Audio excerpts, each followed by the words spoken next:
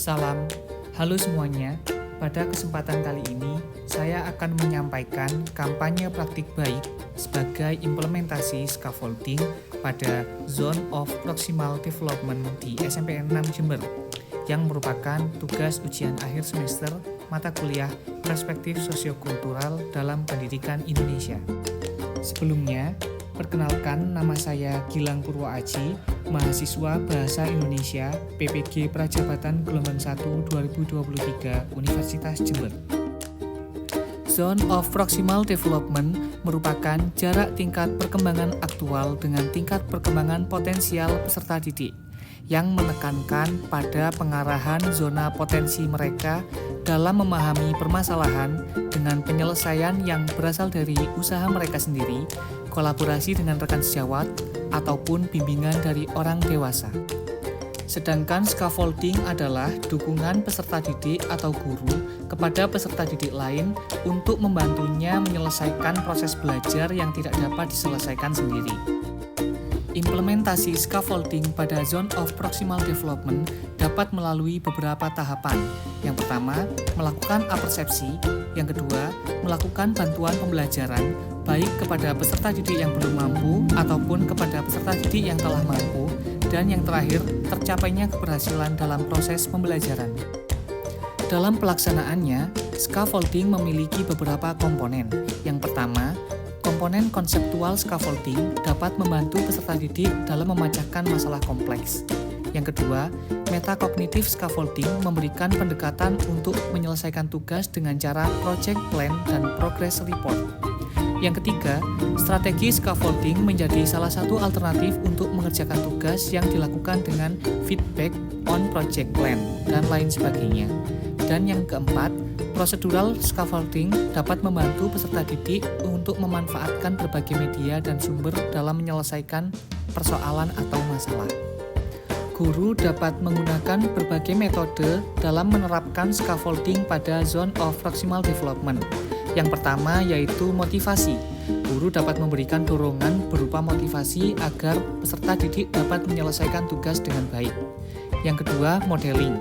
Guru dapat memberikan contoh dan memberikan contoh yang baik kepada peserta didik agar mereka dapat mengerjakan tugas sesuai dengan tahapan yang diberikan.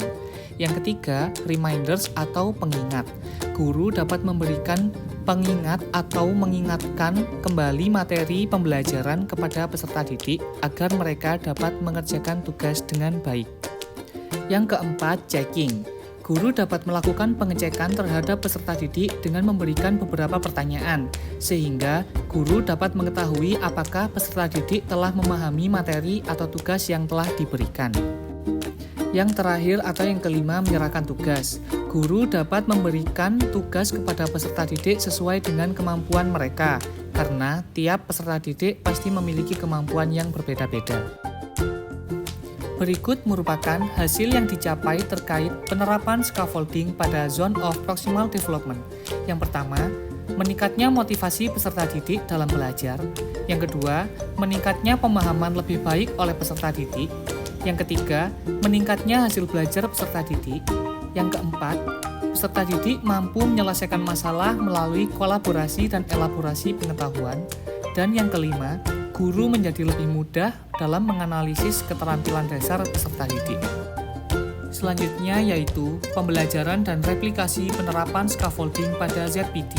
Yang pertama, peserta didik dapat mencapai keberhasilan dari proses pembelajaran dan dapat mencapai ZPD-nya melalui pengerjaan lembar kerja tugas yang diberikan oleh guru dengan baik.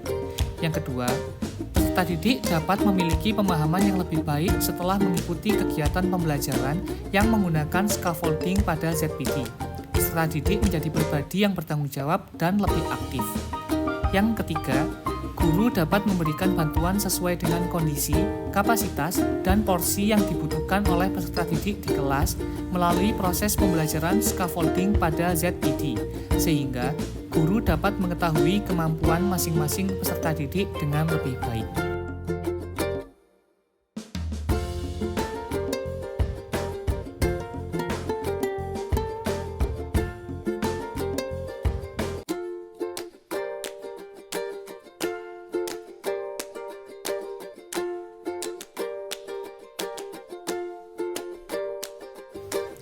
Dari kegiatan praktik baik ini, dapat disimpulkan bahwa penerapan strategi scaffolding pada ZPD untuk peserta didik bertujuan untuk mendorong peserta didik agar terlibat secara aktif dalam proses pembelajaran dengan memanfaatkan perkembangan aktual yang dimiliki dan perkembangan potensial yang melibatkan peran peserta didik lain dan guru.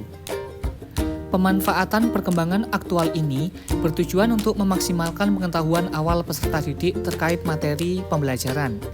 Peserta didik juga dapat memanfaatkan perkembangan potensial mereka dengan melibatkan bantuan dari guru dan teman peserta didik yang lain terkait hal yang menjadi kesulitan atau hambatan atau yang belum dipahami.